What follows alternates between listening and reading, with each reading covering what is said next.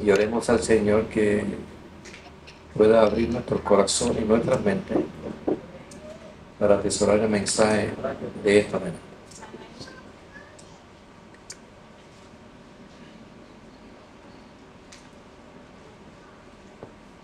En, en cierta ocasión, en ese tiempo en que me gustaba practicar el ciclismo de montaña, habíamos planificado a viajar con unos amigos para practicar, para recorrer una ruta que nos habían recomendado, pero el lugar estaba aproximadamente como a 6 horas por carretera de la Ciudad de México. Así que como no queríamos perder el día, esa tarde después de salir del trabajo, montamos las bicicletas en la van y en una van de esas de carga que no tiene asientos en la parte de atrás, tiramos unas colchonetas en el piso de la guagua y así que íbamos 3 al frente en la banca del frente e iban 5 tirados atrás con las bicicletas al fondo. Y empezamos a viajar, obviamente nos tocaba viajar un tramo bastante grande de noche porque queríamos al otro día, al amanecer, estar listos para hacer la ruta. Y llegamos a un punto, la Ciudad de México es un valle que está rodeado de montañas. Así que no importa para qué punto cardinal usted viaje, usted tiene que subir la cumbre y bajar para ir a cualquier parte que vaya a ir. Y como nosotros íbamos hacia la costa, pues entonces teníamos que subir la cumbre y bajar al nivel del mar. Y llegamos a una parte donde la neblina empezó a bajar. Y todo, digo, es muy bonita la neblina cuando uno no está guiando. Pero cuando uno está guiando, empieza ese vapor blanco, ese sereno a bajar y a bajar y a bajar. Y prácticamente es como si uno estuviera dentro de una nube. Y lo interesante es que si tú pones la luz larga en el auto, como la neblina es blanca, lo que hace es reflejar la luz. Y entonces en lugar de ver más lejos, lo que ves es un resplandor. Así que hay que usar o la luz corta o luces de esas amarillas que son para la niebla. Y allí íbamos, y me acuerdo que íbamos conversando, porque no teníamos puesto el radio, así que íbamos conversando los 3 que íbamos al frente, y de momento conforme la neblina apretaba, llegó un punto donde de aquí a donde está sentado Luis y nuestro hermano Guaso y Nachalí, tú no veías. Y conforme te ibas acercando, entonces empezabas a ver las luces traseras de un camión que iba al frente.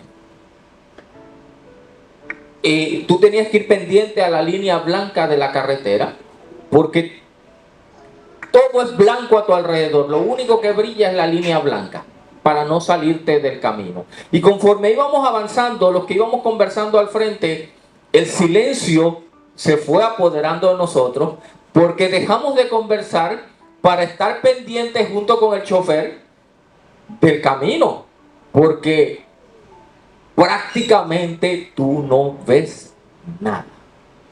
En un momento yo volteo y los que iban atrás, todos estaban durmiendo, de lo más tranquilo. Ellos no se enteraron de esos 45 minutos que nosotros pasamos con esa neblina que de aquí, como les digo, de aquí a donde está Guaso, no se veía.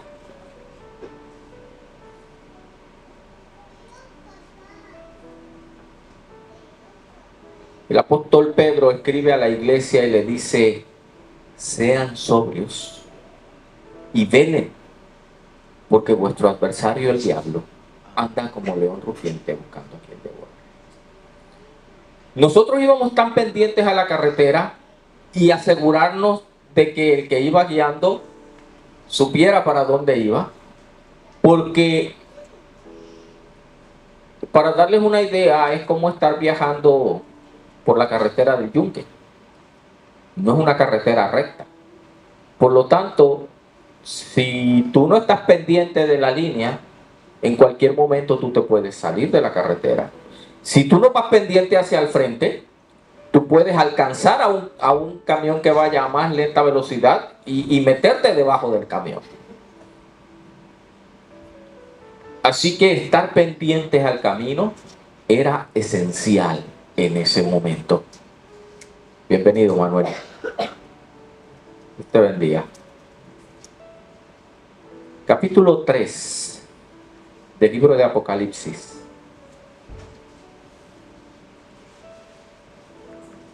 El mensaje a la quinta iglesia. Capítulo 3, versículo 1 dice: escribe al ángel de la iglesia en Sardis, el que tiene los 7 espíritus de Dios y las 7 estrellas, dice esto: yo conozco tus obras, que tienes nombre de que vives y estás muerto. Sé vigilante y confirma las otras cosas que están para morir, porque no he hallado tus obras bien acabadas delante de Dios. Acuérdate pues de lo que has recibido y oído, guárdalo y arrepiéntete, pues si no velas vendré sobre ti como ladrón y no sabrás a qué hora vendré sobre ti.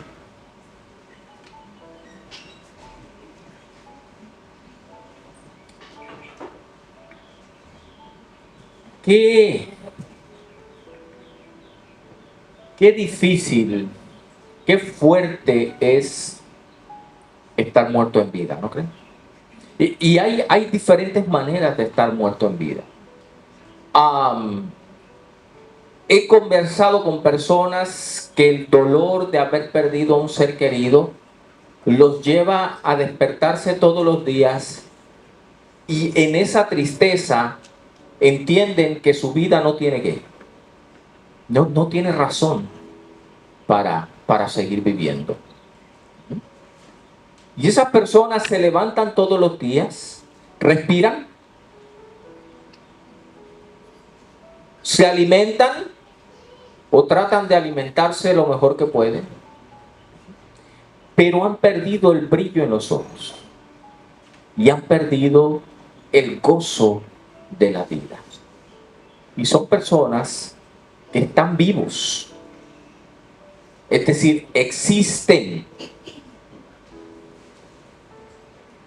pero no viven. Lo mismo una persona que por algunas circunstancias de salud está recluido en una cama y ha perdido la capacidad de ser autosuficiente hasta en lo más esencial, como comer. Yo creo que en alguna vez ustedes han visitado a alguien en una cama de hospital o en el propio hogar, que esa persona depende 100% del cuidado de los que están a su alrededor. Y la persona respira, está médicamente viva, pero se sienten presos, se sienten inútiles, se sienten que no tienen ya ninguna razón para seguir viviendo. El mensaje a la iglesia de Sardis inicia con unas palabras sumamente fuertes y dolorosas. Tienes nombre de que vives, pero ¿qué? Pero estás muerto. Histórica y proféticamente, la iglesia de Sardis comprende los años entre el 1517 y el 1798. En 1517 se levanta un movimiento que despierta a la cristiandad a la realidad de la palabra de Dios y de la salvación por fe que hablábamos esta mañana en la escuela sabática, a través de la vida y obra de Martín Lutero. Y conocemos ese evento como la Reforma ¿qué? La Reforma Protestante.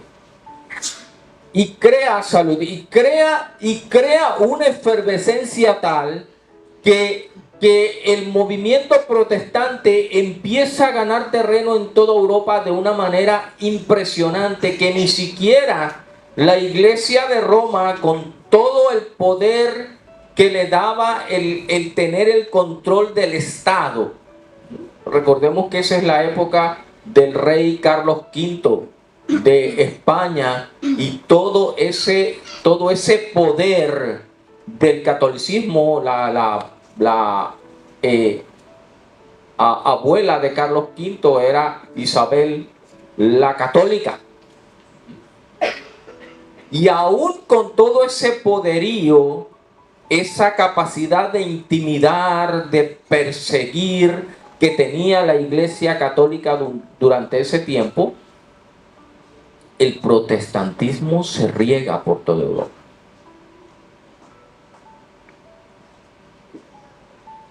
Pero no pasaron 200 años y los protestantes se encuentran haciendo exactamente lo mismo de lo que habían oído.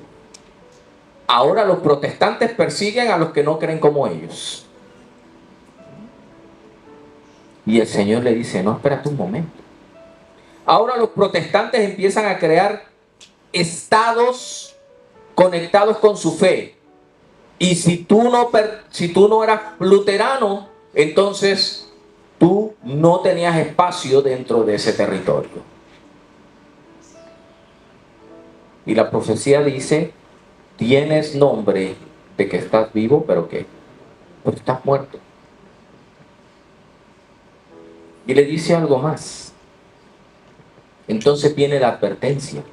Sé vigilante. Sé vigilante y confirma las otras cosas que están para morir, porque no he hallado tus obras bien acabadas delante de Dios.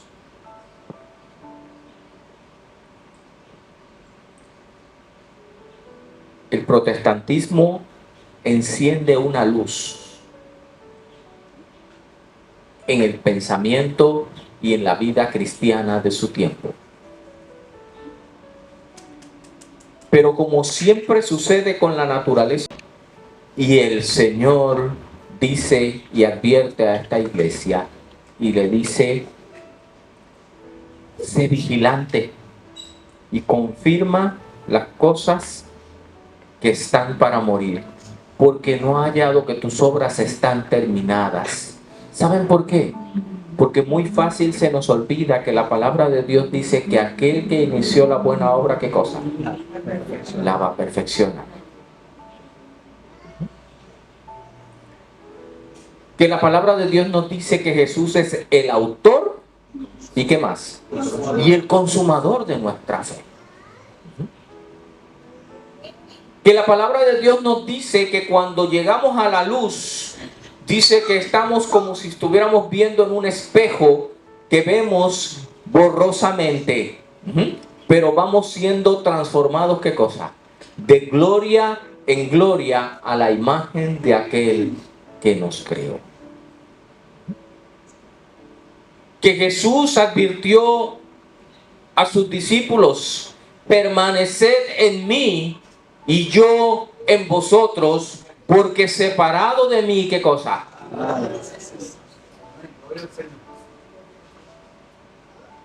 Y por eso es que la advertencia es, sé vigilante.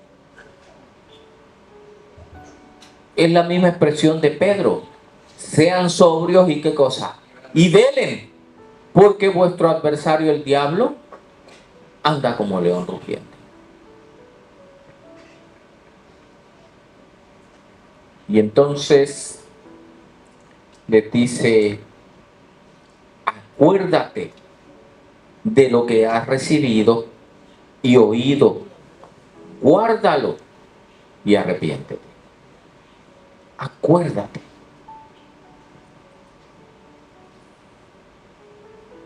Los seres humanos somos olvidadizos, ¿sí o no? Es más, ¿cuántos de ustedes en esta semana han estado buscando algo que se les perdió?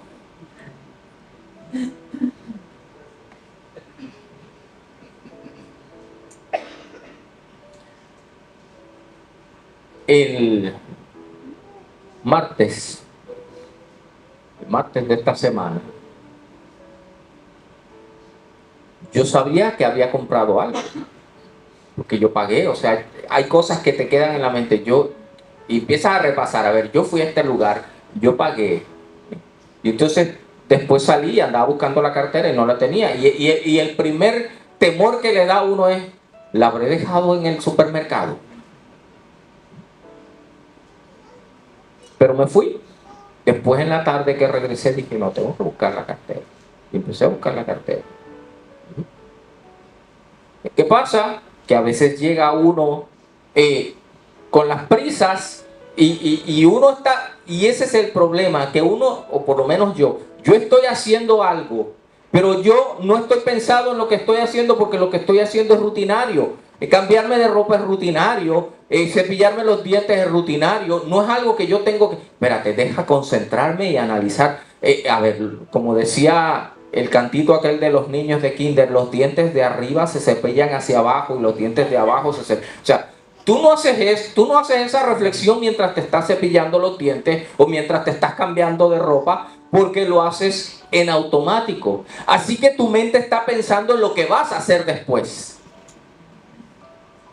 Así que en ese proceso yo saco las cosas del bolsillo porque voy a meterme a bañar para cambiarme, para salir. Y entonces, entre todo lo que saqué, me quité la gorra y le eché y quedó encima de la cartera. Así que la cartera no se veía. Tú sales corriendo, hacer lo que tienes que hacer y después cuando sientes la ausencia de y entonces tienes que repasar. Acuérdate de las cosas que aún están para morir. El Señor Jesús en su palabra, o Dios en su palabra, nos recuerda todo el tiempo. Si vamos allá a la lectura de la ley, nos dice en el cuarto mandamiento, ¿qué cosa? Acuérdate del día de reposo que para santificarlo. 6 días trabajarás. Después a Moisés le dice que ya no, que él no va a entrar con ellos y que instruya al pueblo, y Moisés se pone a repasar con ellos y inspiradamente les dice, acuérdate que eran ustedes esclavos y el Señor los sacó con mano poderosa.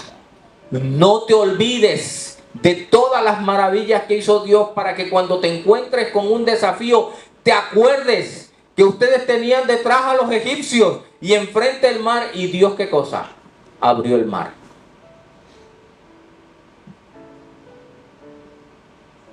Acuérdate de las cosas que están para morir. Por supuesto, histórica y proféticamente, más allá de comprender cómo se ha cumplido la profecía, el mensaje a Sardis no tiene una mayor relevancia para nosotros más que saber que en algún momento de la historia lo que se predijo allí en el capítulo 3 se cumplió.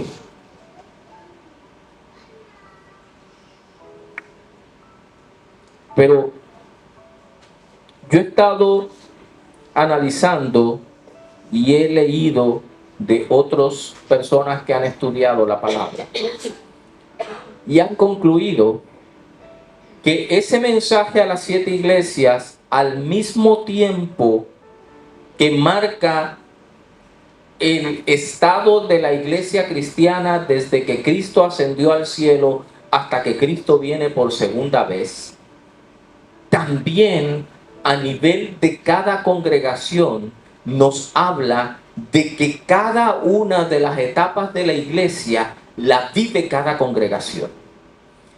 Incluso me atrevería a decir que cada individuo, cuando ustedes leen Éfeso, Dice, tengo contra ti que has dejado, ¿qué cosa? Tu primer amor.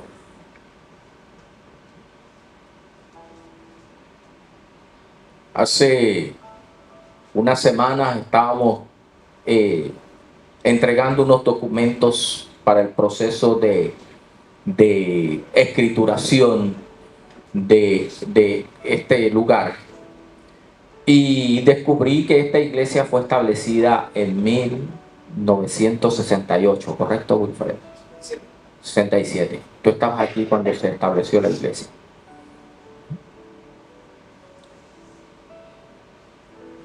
Y cada vez que una iglesia se organiza, hay gozo. Y todos queremos que esa iglesia, y normalmente las iglesias adventistas no se organizan con 200 y 300 personas. ¿Ah? ¿Cuántos iniciaron ese primer grupo, Wilfredo? ¿25, 30 personas? 38 personas. Y entonces tenemos nuestra iglesia con 38 personas y decimos, no, hay que salir y hay que llenar la iglesia. Y hay entusiasmo porque se creó una nueva congregación y queremos que nuestra congregación esté como llena. Y no solo llena, que los ministerios están funcionando, que la gente esté motivada, que el fervor se sienta en cada culto de la iglesia. Pero van pasando las décadas, ¿ya han pasado qué? ¿5 décadas? ¿6?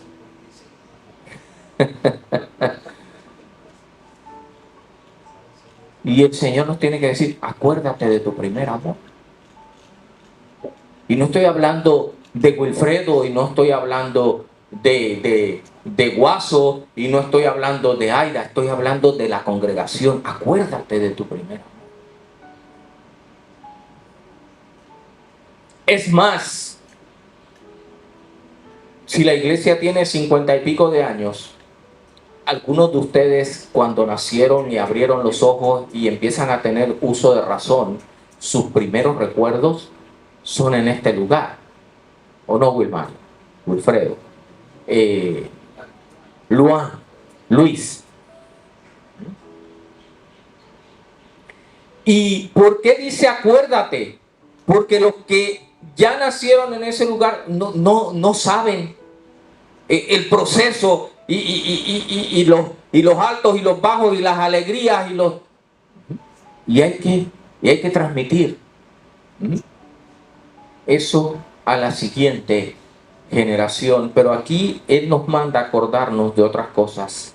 Dice, acuérdate pues de lo que has recibido y oído.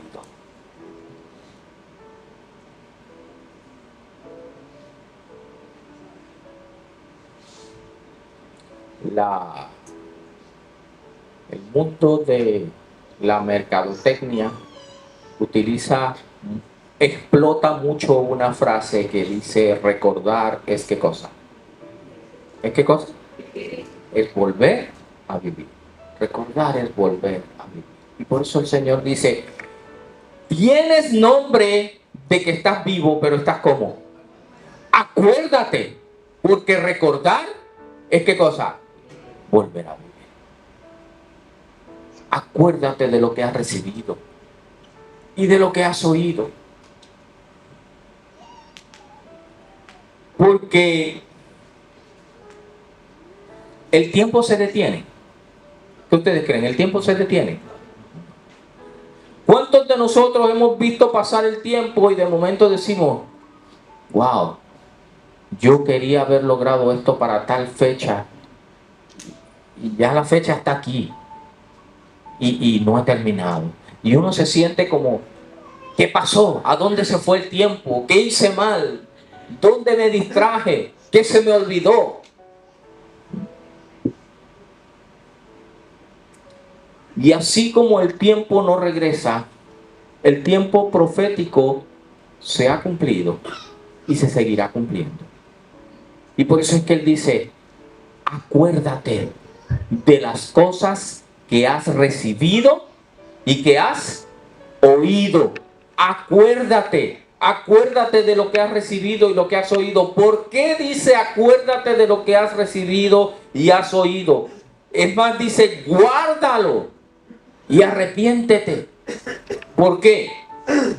Pues si no velas, vendré sobre ti como ladrón y no sabrás a qué hora vendré sobre ti. ¿Qué está queriendo decir el ángel que escribe a las 7 iglesias en estas palabras? Que así como cada etapa de la iglesia se fue cumpliendo en la historia,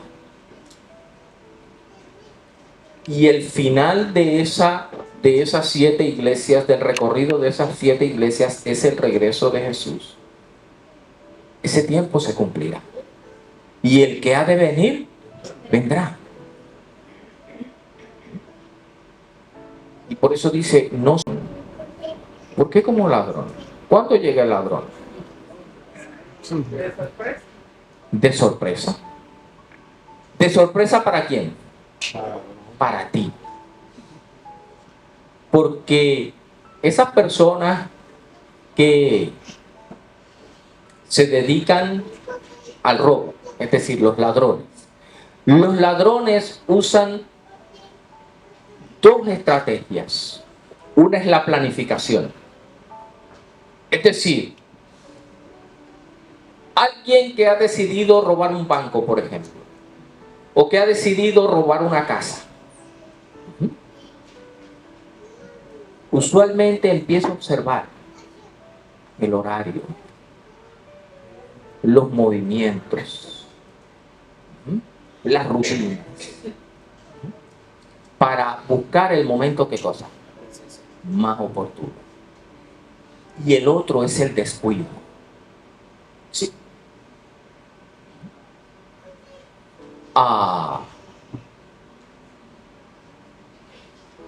¿Qué pasa si usted se baja de su auto, lo deja abierto y deja las llaves puestas en el auto?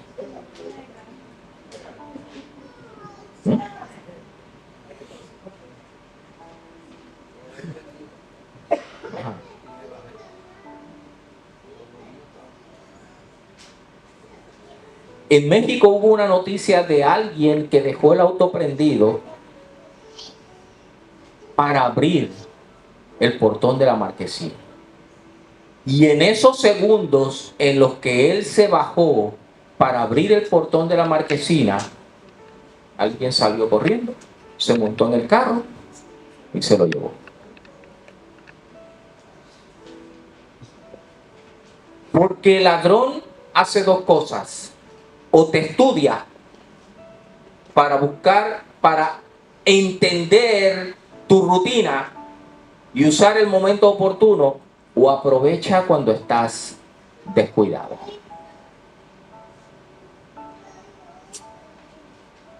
Y por eso es que hay 3 recomendaciones a la iglesia. La primera es, sé vigilante. Está en guardia siempre, porque vuestro adversario, el diablo, anda como león rugiente buscando a quien devorar. Segundo, le dice, acuérdate de qué, de lo que has recibido y oído. Y lo tercero es, guárdalo y arrepiéntete. Porque si no estás vigilante, si no te acuerdas y valoras lo que has recibido, si no guardas eso, esa salvación que te ha sido otorgada, el tiempo va a pasar, no perdona. El cumplimiento de los tiempos se va a llevar a cabo y el que ha de venir, vendrá. Y Él no quiere que tú seas sorprendido como cuando te sorprende, ¿qué cosa? Un ladrón. Sino que estés vigilante. Miren, Esta mañana yo disfruté versos menores aquí arriba. Ustedes no.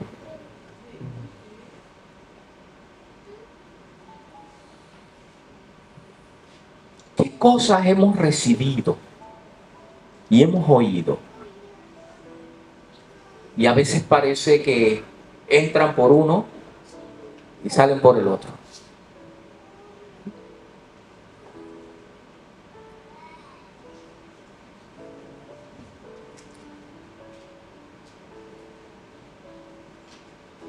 Los momentos del 13º sábado, ¿ya?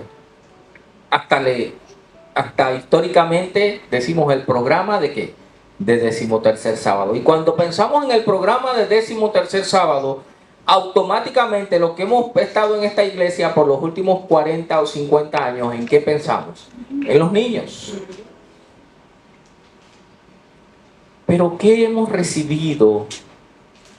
¿Qué hemos oído? Y que no estamos guardando. Y que no nos estamos acordando de valorarlo. Porque el programa de 13º sábado era un momento, o sea, era el cierre del trimestre. Era el momento en que los niños venían y los padres se gozaban de ver lo que habían estado aprendiendo durante ¿qué? Durante el trimestre. Pero los niños estaban todos los sábados en la iglesia. Y tenían su clase todos los sábados. No solamente el 13º sábado. Y en los últimos años me he dado cuenta, como pastor, que cuando llego a una iglesia y hay muchos niños, usualmente ¿qué cosa es? ¿Por qué? ¿Por qué hay muchos niños ese sábado específicamente? Porque es 13º.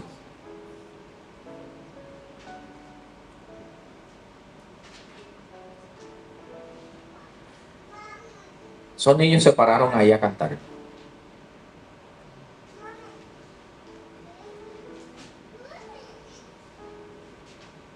Y cuando yo los vi ahí, yo pensé en Wilmary, en Mayra, en Wilfredo, en Luan, en Josué. Y dije, ese es el próximo worship de la iglesia. ¿O no? ¿Cuándo tú empezaste a cantar, Wilmary? ¿Ah? ¿Y tú, Luan? Josué, acuérdate. ¿De qué? ¿De qué nos tenemos que acordar? Vamos a leer. Acuérdate pues de lo que has recibido y oído. Guárdalo. Y si hay que arrepentirse, arrepiéntete. Es decir, no sigas por el mismo camino. Arrepentirse es darte cuenta. Es como cuando te das cuenta en el carro que te pasaste la salida. ¿Y qué haces? ¿Sigues de largo? Y dices, no, como quiera voy a llegar por aquí. No, tú sabes que si no das la vuelta y regresas al lugar donde tenías que salir, vas a tardar más en llegar, ¿o no? Pues eso es lo que está diciendo el Señor a la iglesia hoy. No podemos permitir seguir teniendo nombre de que vivimos, pero estamos como muertos. No podemos permitir que las cosas que aún están para morir se mueran. Acuérdate, sé vigilante, valora, atesora, guarda. Eso es lo que está diciendo el mensaje de la iglesia de Sardis. Porque el tiempo no perdona. Y el que ha de venir, vendrá. Pero ¿saben qué también el tiempo no perdona? Que si no trabajamos para que estos niños y esta nueva generación atesore, valore, guarde y continúe la obra, una obra viva, dentro de 5 años ya no son niños. ya no son.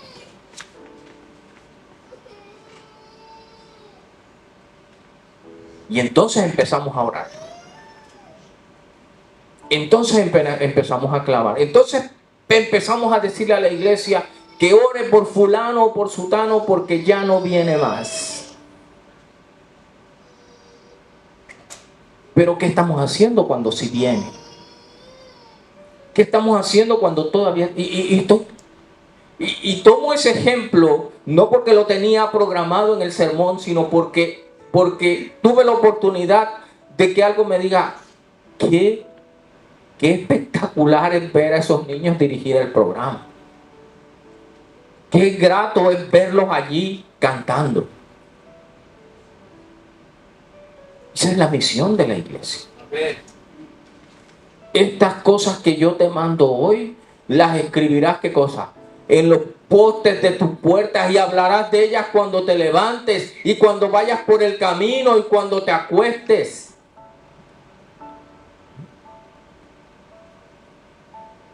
Para que cuando tus hijos te pregunten, ¿qué señales son estas? ¿Qué es esto?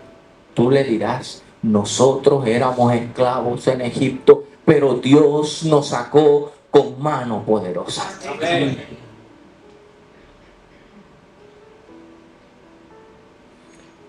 Pero si seguimos muertos en vida, ¿y saben qué nos tiene muertos en vida?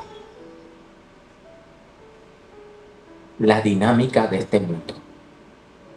Y no estoy hablando de los placeres, no, estoy hablando de la dinámica del día a día de este mundo. Estamos tan absortos, tan ocupados, vivimos tan a la carrera.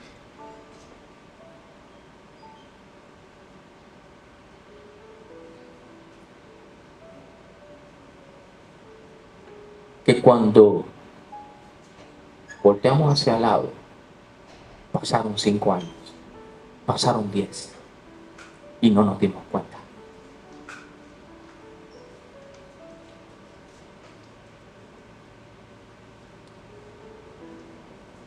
Acuérdate, pues, de lo que has recibido y oído, guárdalo y arrepiéntete, porque el que ha de venir vendrá.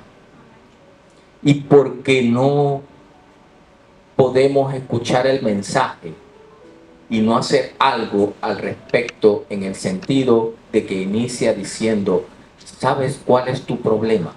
Que tienes nombre de que vives, pero ¿estás qué cosa?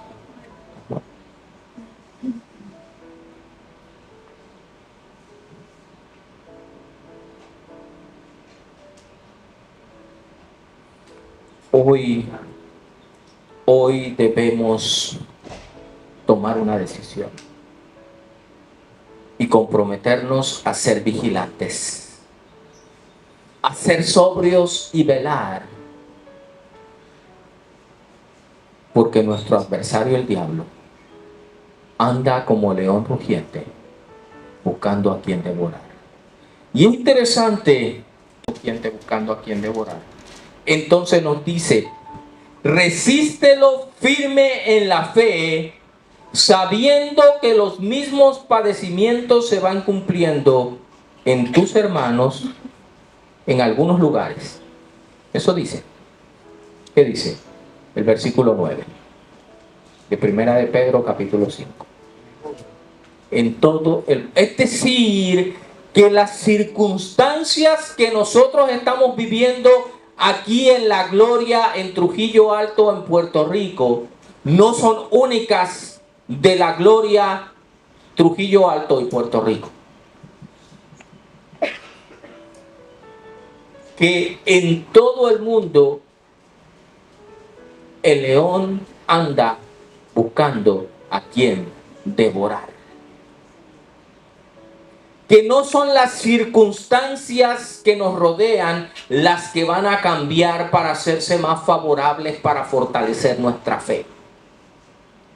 Que no es que la dinámica de nuestra vida se va a organizar solita de tal forma que ahora yo pueda tener tiempo para meditar 1 hora en Jesús, para venir a los cultos de la iglesia. para participar en los ministerios de la iglesia, para comprometerme con la misión de la iglesia. No está diciendo que eso es lo que va a cambiar. Está diciendo, sé sobrio y vela.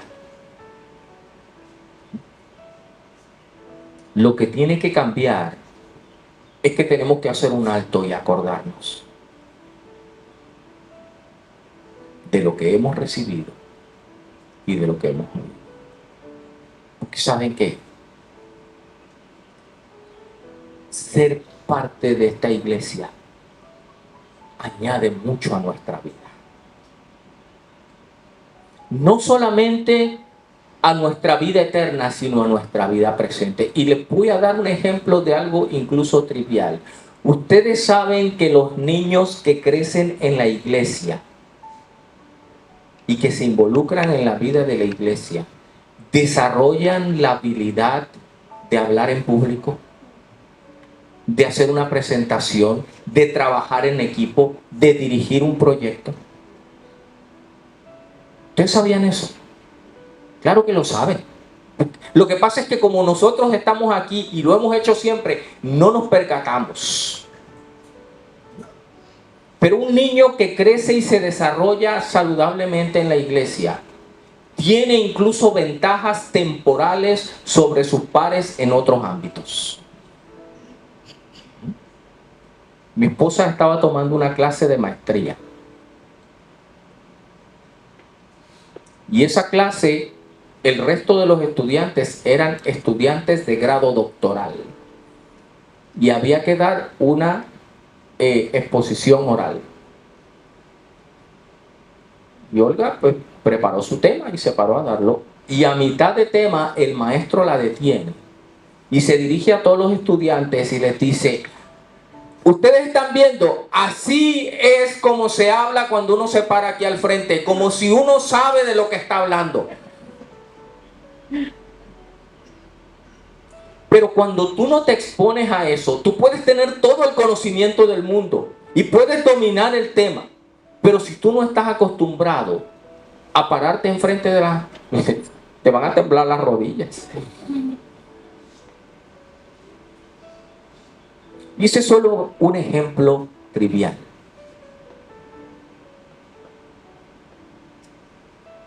Acuérdate de lo que has recibido.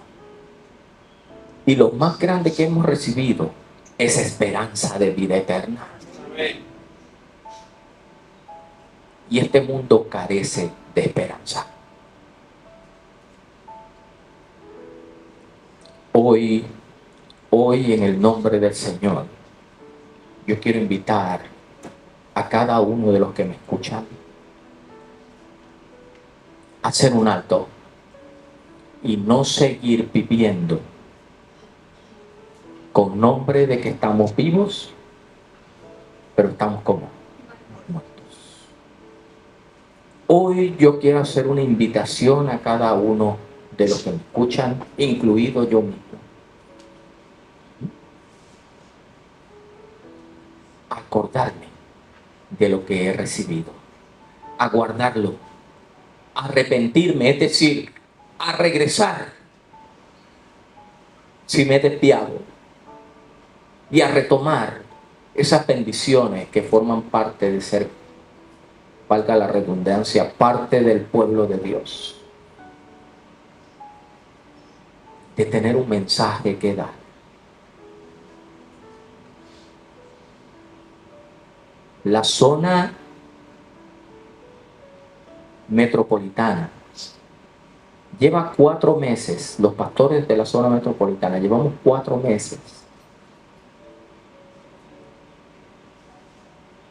planificando y desarrollando una campaña de zona. ¿Empieza cuándo?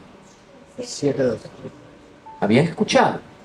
¿Sabían que el próximo sábado empezamos una campaña que va a durar 2 semanas y que va a ser todos los días y que va a ser en el centro juvenil?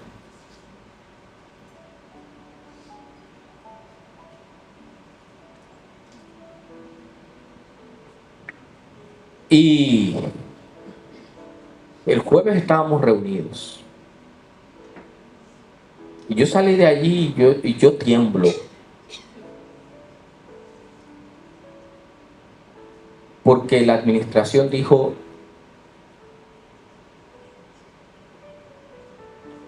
hagan el proyecto. Y se ha invertido porque ahora todo está carísimo. Hasta las simples invitaciones que son algo común.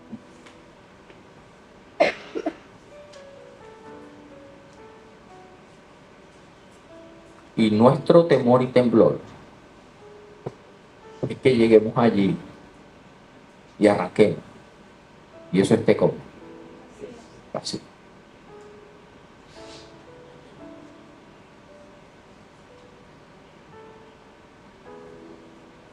Porque estamos viviendo como si estuviéramos muertos.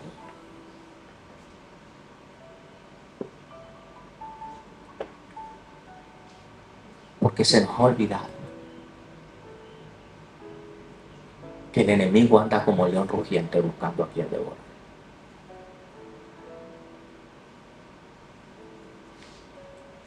Y que esta situación no es solamente de nosotros, es de todo el mundo. Es más, es de todas las iglesias y de todas las denominaciones.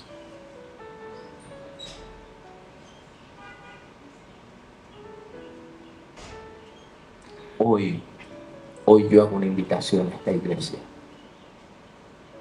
Acuérdate de lo que has recibido y de lo que has oído. Guárdalo.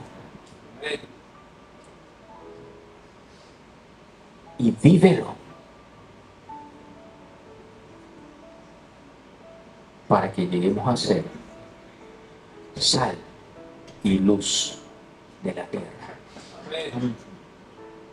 Eso es lo que hemos sido llamados a hacer. No porque somos mejores que los demás, no porque vivimos en circunstancias mejores y diferentes a los demás, sino porque servimos a alguien que ha prometido estar con nosotros todos los días. Amén. Y eso es lo que hace la diferencia, no nosotros. Dios le dijo al pueblo de Israel, yo no los escogí a ustedes ni porque eran los más bonitos, ni los más sabios, ni los más entendidos, ni los más obedientes, no. Yo los escogí a ustedes porque el resto de las naciones estaba yéndose por un barranco, número uno. Y número dos, yo los escogí a ustedes porque yo hice una promesa con Abraham, con Jacob y con Isaac. Y el Señor levantó esta iglesia. Amén. Eso decía el misionero. ¿Ustedes vieron el misionero de hoy? O sea, hoy el Señor me ha confirmado 3 cosas desde que yo me senté allí.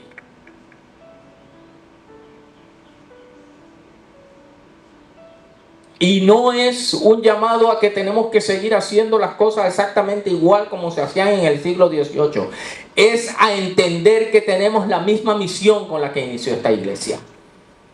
Y que tenemos un mensaje que proclamar. Porque el que ha de venir, vendrá.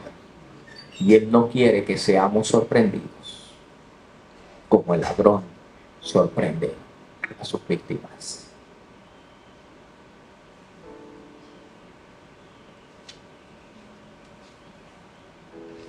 Y yo pregunto hoy a cada uno de ustedes, ¿tú quieres tener nombre de que vives y estar vivo? Amén. Vuelvo a repetir, ¿tú quieres tener nombre de que vives y estar vivo? Amén. Pues entonces tenemos que decirle al Señor, toma mi vida, haz tu voluntad y úsame para honra y gloria de tu nombre. Amén. ¿Quieres estar en pie conmigo para orar? Oh Señor, qué bueno que tú nos invitas a acordarnos de lo que hemos recibido. Amén. Hemos recibido reconciliación, hemos recibido perdón y hemos recibido tu Espíritu Santo que nos capacita día a día para hacer tu voluntad. Permite, oh Dios, que las cosas que están para morir no mueran. Por el contrario, que puedan ser guardadas, puedan ser desarrolladas y puedan ser hechas para honra y gloria de tu nombre. Hoy, Señor, nos volvemos a ti.